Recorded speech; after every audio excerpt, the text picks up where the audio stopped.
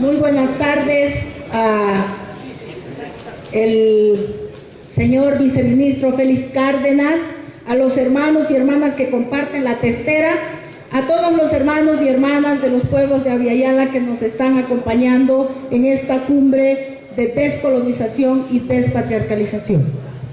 Primero que nada quiero agradecer al viceministerio por haberme invitado a compartir con ustedes algunas reflexiones sobre el sistema moderno colonial de género. He preparado, tal como se me ha pedido, 30 minutos. Espero cumplir ese tiempo que se me ha dado. Muchas gracias. Cuando nosotros hablamos de la colonialidad, estamos haciendo referencia al hecho colonial. No voy a entrar a explicar en qué consiste el hecho colonial, porque sé que ustedes ya han estado hablando a lo largo de todos estos días sobre eso. Me voy a centrar fundamentalmente en la colonialidad del poder, pero sobre todo en la colonialidad de género. ¿Qué cosita es la colonialidad del poder?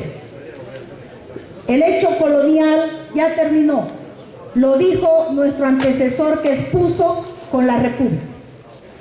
Lo que nos queda ahora es el patrón de poder de la colonialidad. ¿Qué es un patrón?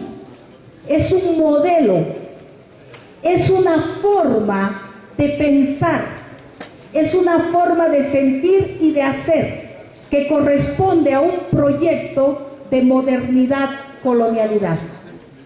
Cuando nosotros hablamos de este patrón de poder del capitalismo eurocentrado, nos estamos refiriendo concretamente a un tipo de clasificación universal que divide a las gentes en razón de una marca racial. Divide a las gentes en gentes superiores y en gentes inferiores, en gentes con poder y en gentes sin poder. Las gentes superiores son blancas, las gentes inferiores son de color. ¿Qué significa ser de color? Significa ir desde la degradé del blanco hasta el negro. Todos nosotros somos gentes de color para la blanquitud occidental. Esta clasificación universal que divide a las gentes en superiores e inferiores permite, con esa división racial, mantener y reproducir las relaciones de explotación y de dominación de las gentes de color. Esta clasificación universal reduce lo humano a lo biológico, al color de la piel. Y a partir de esa reducción que hace del humano al color de la piel, genera, crea, instala nuevas identidades socioculturales, sociales, geográficas y subjetivas. Es gracias a este patrón de poder que aparece lo que llamamos europeo, que aparece lo indio, que aparece lo africano, que aparece la diversidad identitaria. Este poder, ¿qué quiere al hacer esta clasificación? ¿Qué es lo que se busca al marcar racialmente a los seres humanos? Lo que se busca es controlar ámbitos fundamentales de la vida humana. ¿Cuáles son esos ámbitos que este poder, este patrón llamado colonialidad del poder quiere controlar? Son fundamentalmente 5. El primer ámbito de la existencia humana que se pretende controlar es el ámbito del sexo. El segundo es el ámbito del trabajo. El tercero es el ámbito de la autoridad colectiva. El cuarto es el de la subjetividad, intersubjetividad, y el último es el de la naturaleza. Pásamelo, por favor. No me voy a detener mucho en la colonialidad del poder, porque se me ha pedido que hable sobre la colonialidad del género. ¿Cómo es que el género como categoría dimórfica valorativa se monta en el patrón de la colonialidad del poder? Lo hace justamente a partir de estos 4 ámbitos de control. ¿Qué le interesa a este patrón de esos ámbitos de poder? Le interesa sus recursos y productos de cada uno de esos ámbitos. Le interesa controlar recursos y productos del sexo, recursos y productos del trabajo, recursos y productos de la autoridad y recursos y productos de la subjetividad e intersubjetividad. Si nosotros vemos cuáles son los recursos del sexo, vamos a ver que en ese ámbito está incorporada toda la experiencia erótica de los seres humanos. ¿Y cuál es el producto de ese compartirme con el otro, de esa vida erótica, emotiva, afectiva? Es la vida humana, las guaguitas, los niños. El producto de mi relación con el otro es la vida. Entonces a este patrón de poder le interesa el control de esa vida, porque esa vida realizada gratuitamente por hombres y mujeres es la vida que una vez realizada y llegada a la edad productiva se convierte en fuerza de trabajo, y esa fuerza de trabajo es la que produce la riqueza que sostiene al poder. No existe ningún poder que se sostenga sin la fuerza de trabajo humano. Por eso es que es de interés de este patrón el control de este ámbito de la experiencia de los seres humanos. Le interesa fundamentalmente, obviamente, el ámbito del trabajo. Le interesan sus recursos, que son la fuerza de trabajo, y sus productos, que es la riqueza, lo acabamos de decir. Esta área tiene que ver con lo físico, con el cuerpo y sus posibilidades. Le interesa también el área de la autoridad, porque esta fuerza obedece a reconocimientos grupales, y por lo tanto esos liderazgos a los cuales obedece esta fuerza de trabajo es de interés del control del poder.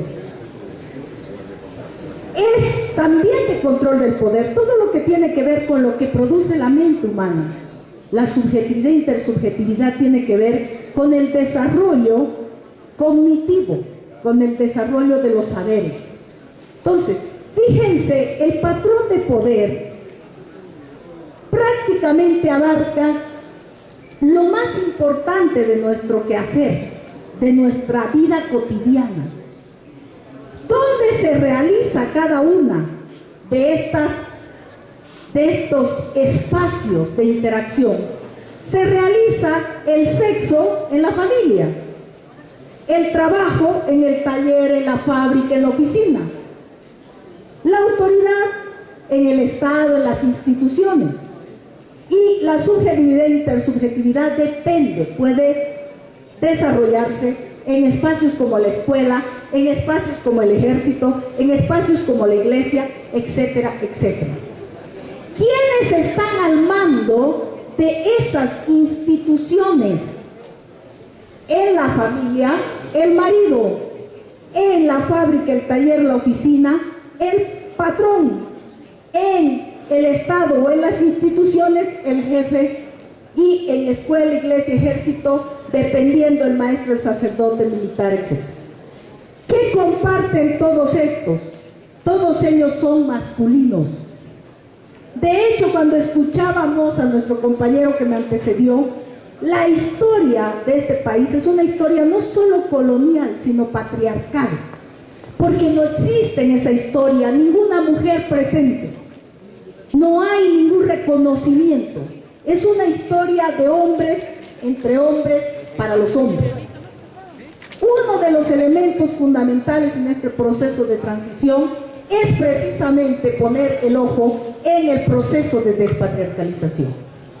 Porque ya se lo dijo y se lo sigue diciendo hasta el cansancio, No es posible descolonizar si no despatriarcalizar, porque el patriarcado se ha montado precisamente sobre el patrón de la colonialidad de poder, haciendo mucho más fuerte las formas de dominación y de opresión sobre las mujeres. Entonces, ¿qué cosa es el patriarcado? Voy a pasar de manera rápida porque es un tema bastante largo. Lo que hemos visto anteriormente es la operatoria de la colonialidad de género a través de la introducción de un poder de dominio llamado patriarcado. Este poder de dominio es un poder específico, no es cualquier tipo de poder, es el dominio de hombres sobre mujeres, porque si fuese cualquier tipo de poder, habría la posibilidad de las mujeres de la resistencia. En el patriarcado es muy difícil la resistencia de parte de las mujeres respecto de los hombres.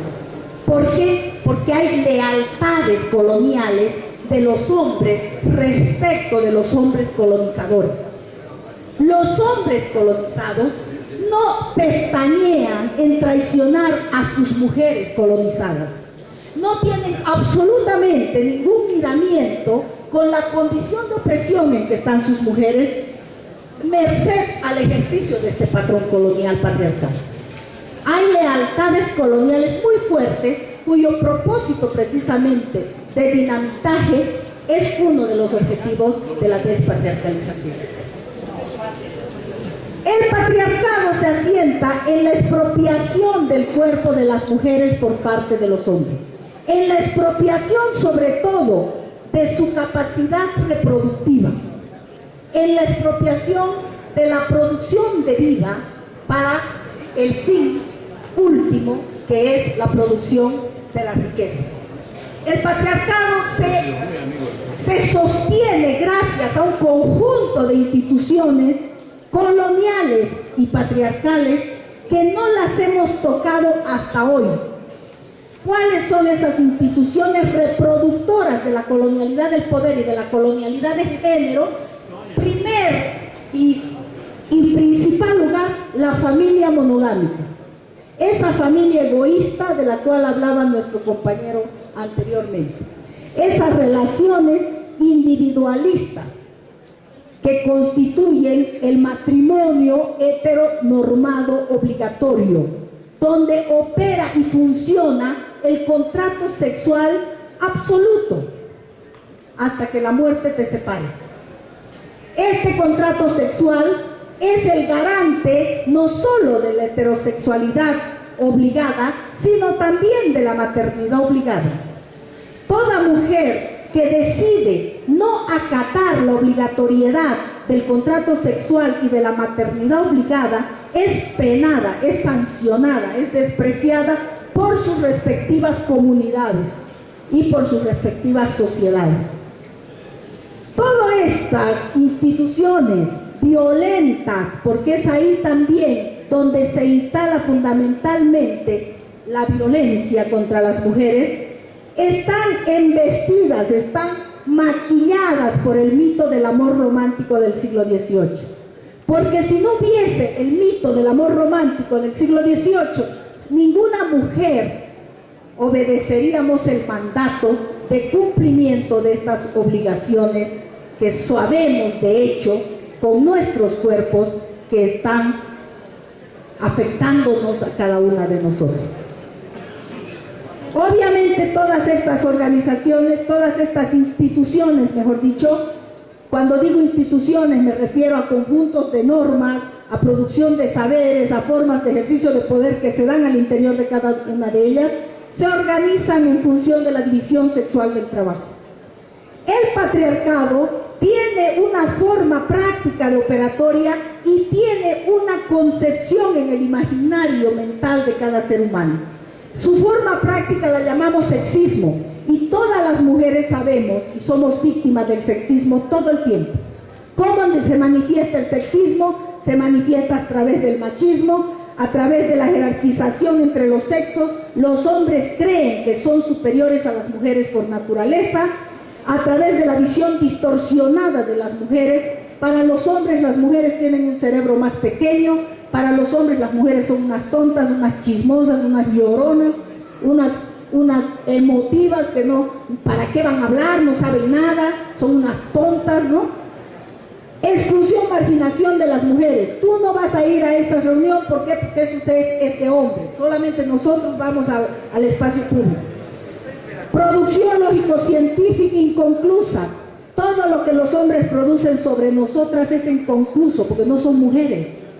Pero quienes escriben sobre nosotras son los hombrecitos. Entonces, las expresiones del sexismo están en todas partes. En las oficinas, en la familia, en el Estado, en todo espacio público donde nos movemos las mujeres. ¿Qué activa esta praxis patriarcal? Un imaginario andromologocéntrico. ¿Qué quiere decir esa palabrota? Andro quiere decir hombre. El patriarcado es un sistema de poder de hombres con hombres entre hombres. La sociedad está estructurada por los hombres. Ellos han creado sus juegos entre ellos. La religión, la ciencia, todo es entre ellos. Ellos hablan entre ellos, entre iguales. Homo quiere decir hombres entre iguales, entre hombres. El otro igual a la igualdad es entre los hombres, no es entre el hombre y la mujer. La igualdad de las leyes patriarcales es de hombre con hombre, no es de hombre con mujer. Nosotros somos su radicalidad, la radicalmente otredad, que ningún pensamiento, ni siquiera la crítica a la modernidad ha involucrado. La radicalidad otra, que somos las mujeres, no está presente en ninguna de las críticas a la modernidad hecha por el pensamiento crítico latinoamericano. Céntrico, ¿qué quiere decir? Que este hombrecito y sus amigos están en el centro de toda la vida social, cultural, filosófica, política de nuestras sociedades. Y obviamente, si quiero, como forma de conocimiento, como forma teórica, consolidar este sistema andromologocéntrico, tengo pues que ser parte de la práctica ginópica y de la parte misogínica. ¿Qué quiere decir eso? Tengo que invisibilizar a las mujeres de la historia, tengo que quitarlas de ahí y tengo obviamente que eliminarlas. Las mujeres actualmente estamos siendo víctimas de una guerra declarada por el poder mundial, por el nuevo orden internacional. Somos una incomodidad y su nuevo patrón criminal de acumulación se llama trata y tráfico, que no es otra cosa que matarnos, hacernos desaparecer. No es primera vez que el capitalismo misógino y ginópico nos elimina de la historia. Ya nos usó en su primer patrón de acumulación del siglo XII con la cacería de brujas. Ya nos vendía en los mercados en la época de la esclavitud. Ya nos eliminaba en la colonia. No somos parte de la colonia. Esa colonia es de hombres entre hombres. Y actualmente nos sigue matando a través de otro patrón moderno colonial que es la trata y tráfico. El patriarcado entonces es este sistema de dominio que se monta en la colonialidad del poder para fortalecer el dominio no solo racial de los cuerpos, sino también sexo, género, sexual. La otra incorporación de la colonialidad de género al patrón de la colonialidad del poder después del patriarcado es el dimorfismo biológico, la dicotomía jerárquica valorativa. ¿Qué cosa es esta palabrota? Dicotomía quiere decir dos, jerárquica quiere decir que una es superior a la otra, valorativa, que la superior vale más y la inferior vale menos. Con la colonialidad de género, que es esta dicotomía, se dicotomiza el sexo, el género y la sexualidad, que es una sola palabra.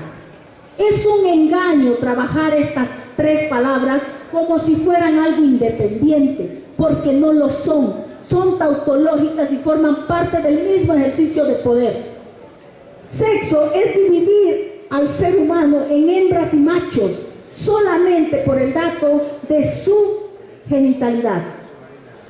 Género es asignarle a esa hembra y a ese macho roles y atributos para hacerlos devenir humanidad. Porque el sexo lo compartimos con los animalitos, con la biodiversidad en general. Cuando nos asignamos un género, nos distanciamos de la naturaleza, nos distanciamos de el contexto que nos envuelve y devenimos masculinos y femeninos. Y la sexualidad es haber castrado las múltiples posibilidades de los seres humanos de amarnos, de encontrarnos con los demás. La heteronormatividad y la heterosexualidad que deriva de ella no es la única posibilidad de compartirme amorosamente, afectivamente con el otro. El ser humano tiene múltiples otras formas, como la homosexualidad, la bisexualidad, la pansexualidad, de compartirse entre humanos, sin que eso sea pecado contra natura ni nada por el estilo. ¿Por qué se elige la heterosexualidad? ¿Por qué el patrón colonial y la colonialidad de género optan porque esa sea la sexualidad hegemónica? Porque es la única forma de sexualidad que garantiza la reproducción de la vida, la reproducción de las guaguas, que no son otra cosa que la fuerza de trabajo gratuita que necesita el sistema para reproducirse.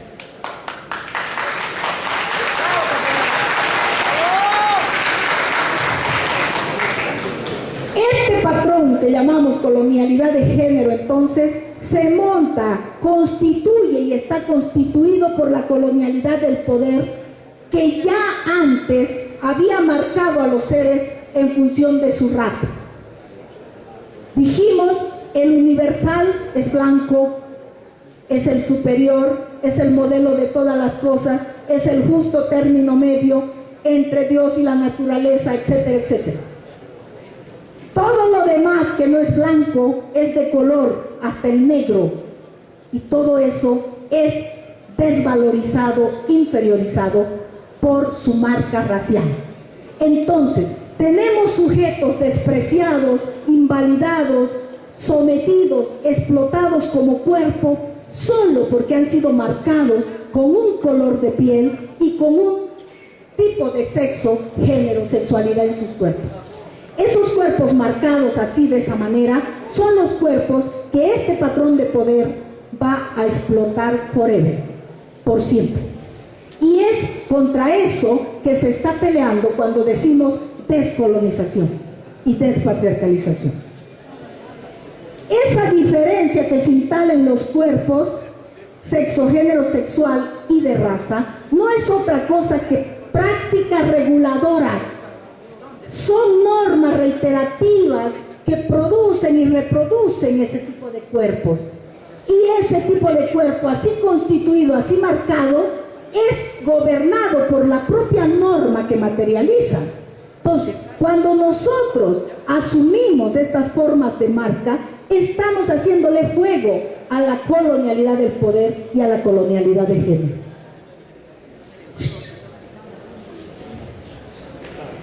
Hay dos formas de sujeción a la norma. La primera consiste en individuarnos según las exigencias del poder. El poder dice, tú eres niño, y nosotros nos sujetamos. El poder dice, tú eres anciano, y nosotros nos sujetamos. Cuando nosotros de hecho sabemos que la vida es un continuum, y si somos consecuentes con los imaginarios de nuestros pueblos de la Abya-Yala, la vida es un flujo permanente. No hay un niño, un anciano, un adulto mayor, un no sé qué. Esas son formas de sujeción que el poder hace para administrar mejor los cuerpos. La otra consiste en vincularnos nosotros mismos por discriminación a una identidad. Si yo me digo blanco y digo estos blancos son míos, todo lo que no es blanco necesita poner su propia identidad. Pero es en exclusión de mi asunción como blanquitud superior. ¿Sí? Entonces, en ambos casos estamos sujetados somos sujetos al poder, por una vía o por la otra. Entonces, para destrabar todo esto y devenir lo que somos, es necesario dinamitar estas formas de sujeción.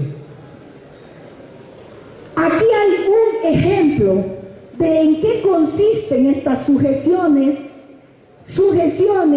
exigidas por el poder y sujeciones a una identidad. He puesto el ejemplo sexo, género, sexualidad, porque se me ha pedido hablar de colonialidad de género, pero podía poner también el ejemplo de la sujeción racial. El poder nos ha dicho que a nivel de sexo somos hembras y machos, a nivel de género masculino y femenino, y que esta hembra y este macho se comparten a través de una sexualidad entre distintos. Hetero quiere decir distinto, sexualidad entre diferentes, entre hombre y mujer en este caso.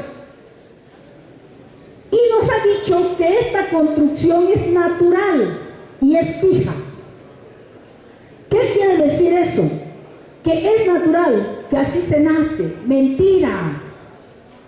Tú no naces hembra, macho, hombre, mujer, ni te cruzas entre un hombre y una mujer.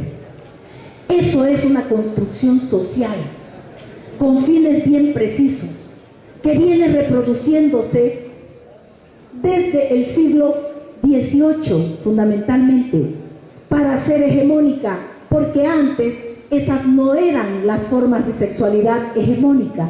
Los griegos tenían otras formas de sexualidad, los romanos tenían otra forma de sexualidad, la Edad Media cortesana tenía otra forma de sexualidad. La heredada por nosotros es la de la época victoriana, hija del siglo XVIII. Entonces, nos dicen que esta construcción es natural y fija, que naces mujer y mueres mujer, que naces hombre y mueres hombre. Mentira, puedes nacer mujer y morir hombre, puedes nacer hombre y morir mujer. ¿Quién te muestra esto? La presencia de todos estos hermanos que han sido eliminados de la sociabilidad, de la socialidad, de la dignidad de humanos, han sido despojados por nosotros. No nacés solo hembra y macho, nacés intersexuado y podés ser transexual en el transcurso de tu vida. No tenés solo género masculino y femenino, podés ser transgénero, travesti, transformista. No te compartís solamente de manera heterosexual entre distintos, podés compartirte entre iguales indistintamente o independientemente de tu genitalidad. Entonces, si nosotros queremos dejar de sujetarnos a las marcas impuestas por patrones de poder coloniales, tenemos que empezar a mirar a nuestro alrededor, porque estas personas a las que hemos metido en el hoyo negro de la invisibilidad no son seres humanos que llegaron en un estampido cósmico del planeta Urano. Son nuestros hermanos, son nuestros hijos, son nuestros padres, son nuestros vecinos. Entonces es necesario que empecemos a devolverles su dignidad de personas.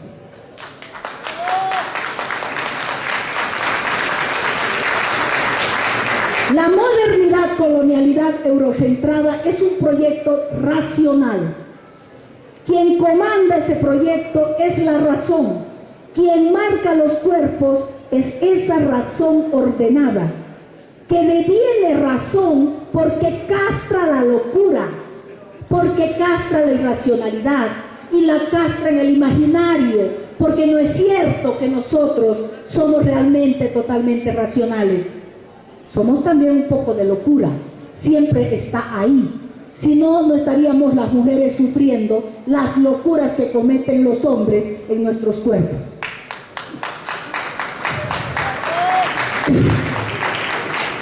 Esta modernidad, colonialidad racional, lo que ha hecho es fusionar la experiencia del colonialismo y la colonialidad en función de las necesidades del capitalismo emergente.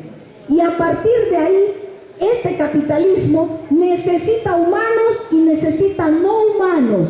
Por eso nos marca, porque lo humano es lo llamado a mandar y a ejercerse sobre lo no humano. Si yo tuviera que concebir a mi hermano como humano igual que yo, tendría que respetarle su dignidad de tal, pero para poder explotarlo no puedo seguir considerando que él es un igual, tengo que considerarlo un distinto, un no humano. Entonces lo que hace este modelo de la colonialidad del poder y la colonialidad de género es precisamente, en función de este universal hombre blanco, superior, racional, civilizado, moderno, con poder, crear el otro no humano, que será la mujer sobre todo, y todo aquello que deviene feminizado en razón de estigma, lo trans, lo gay, lo lésbico, esos son mujeres mal hechas, según este modelo, y con eso también son feminizados los indígenas, los negros, etcétera, etcétera. Entonces todo eso es inferior, irracional, primitivo, tradicional, gente sin poder.